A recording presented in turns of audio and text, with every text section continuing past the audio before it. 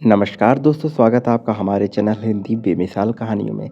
दोस्तों, हम इस चैनल पे आपके लिए एक से एक बढ़कर पारिवारिक, इमोशनल और रोचक कहानियाँ लेकर आते हैं। विभिन्न प्रकार की कहानियाँ हम आपके लिए लाते हैं। आज भी हम आपके लिए एक ऐसी ही प्यारी सी रोचक कहानी लेकर आए हैं, जिसको सुनने के बाद आपको बहुत कुछ सीखने को मिलेगा। साथ ही आपकी आंखें भी भाव विभोर हो जाएंगी। तो आइए बिना देरी किए हुए इन कहानियों को शुरू करते हैं। लेकिन उनसे पहले जिन लोगों ने भी इस चैनल को सब्सक्राइब नहीं किया है, वो अभी इस चैनल को सब्सक्राइब कर लें। साथ ही इस वीडियो को लाइक करें, शेयर करें, कमेंट करें और नोटिफिकेशन बेल को ज़रूर ऑन कर लें। आइए दोस्तों, बढ़ते अपने कहानी की ओर। रुचि बचपन से ही एक कंजर्वेटिव फैमिली में पली बढ़ी है, जहाँ लड़कियों का लड़कों के साथ बात करना अच्छा नहीं माना जाता। कहीं आउटिंग के लिए लड़कियों को नहीं भेजा जाता। भले ही उसके पापा ने उसे मेडिकल का कोर्स करवाया हो, लेकिन कभी भी उसे अकेले बाहर नहीं भेजा, चाहे फिर वो मेडिकल कॉन्फ्रेंस ही क्यों ना हो। उसको सिटी से बाहर जाने की परमिशन नहीं थी। रुचि भी बहुत ही शर्मीले स्वभाव की और बहुत ही सुलझी हुई लड़की थी। उसने कभी भी इस बात के लिए अपने माता पिता से बहस नहीं की, क्योंकि वो समझती थी कि ये शायद उनकी इनसिक्योरिटी है, आजकल का माहौल देखते हुए, जो उन्हें ऐसा करने पर मजबूर करती है। पर अंदर ही अंदर जब वो दूसरी लड़कियों को खुलकर एंजॉय करते हुए देखती थी, तो मन ही मन बहुत उदास होती थी। पर संस्कारों की वजह से खुद पर संयम रखना उसे बखूबी आता था। कॉलेज में उसकी एक सहेली थी, शिखा, जो उसके इस स्वभाव की कायल थी, और वो कहती थी, पता नहीं तू ये सब कैसे मैनेज कर लेती है। रुचि ने कभी होश संभालने के बाद अपनी माँ को गले नहीं लगाया था, अपने पिता को गले नहीं लगाया था, क्योंकि उनके परिवार में ये सब मर्यादा के बाहर माना जाता था। ऐसे में रुचि एक बहन को बहुत मिस करती थी। एक बार एक सहेली की शादी में जाने के लिए रुचि ने बहुत जिद की, पर उसको इजाज़त नहीं मिली, क्योंकि उसके लिए उसे एक पूरी रात अपने कॉलेज वालों के साथ शहर से बाहर रहना पड़ता, जिसके लिए उसे कभी परमिशन नहीं मिल सकती थी।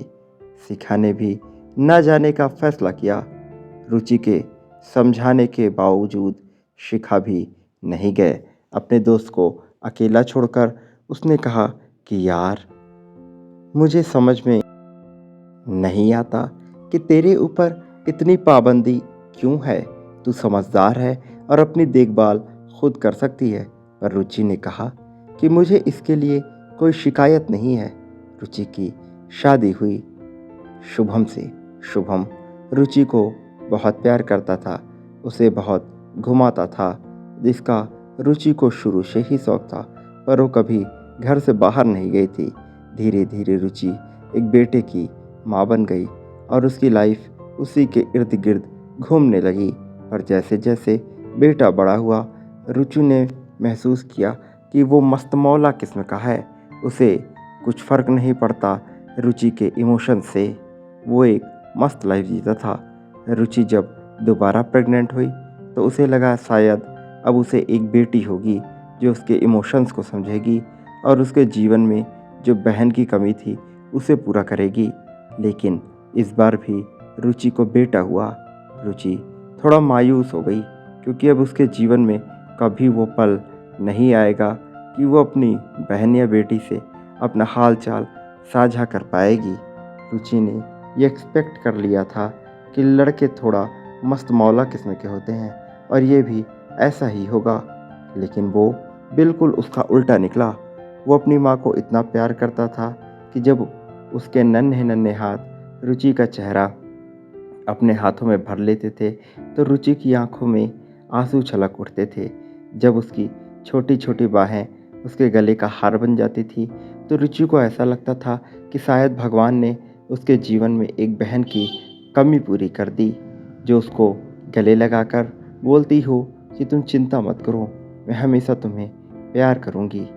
पहली बार जब रुचि का छोटा बेटा स्कूल गया और वहाँ से रोता हुआ आया, तो कारण पूछने पर उसने बताया कि मम्मा, मुझे आपकी बहुत याद आ रही थी। उस दिन रुचि को यह एहसास हुआ कि शायद वो अपने बेटे की पहली गर्लफ्रेंड है, जिसे वो बहुत चाहता है और रुचि ने भगवान का शुक्रिया किया कि जिस प्यार के लिए वो तरसती थी शायद भगवान ने रूप बदल कर वो इसकी झोली में ही डाल दिया हो। धन्यवाद मित्रों, आपको ये कहानी कैसी लगी हमें कमेंट करके ज़रूर बताइएगा।